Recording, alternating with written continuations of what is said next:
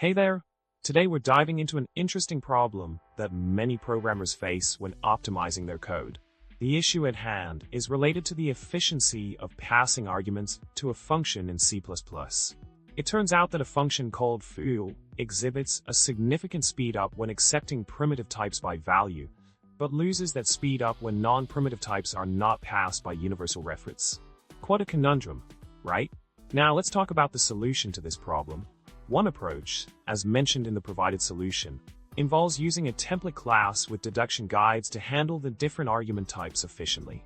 This technique allows for conditional handling of arguments based on whether they are primitive types or not. While this method works for class templates, unfortunately, a similar solution is not currently possible for function templates in standard C++.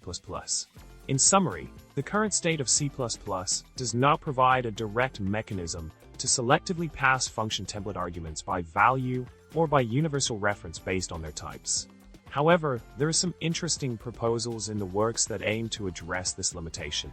Keep an eye on advancements like Herb Sutter's D0708, Gaspar Asman's computer deduction concept, and James Tooton's P2998 for potential future solutions to this efficiency optimization challenge.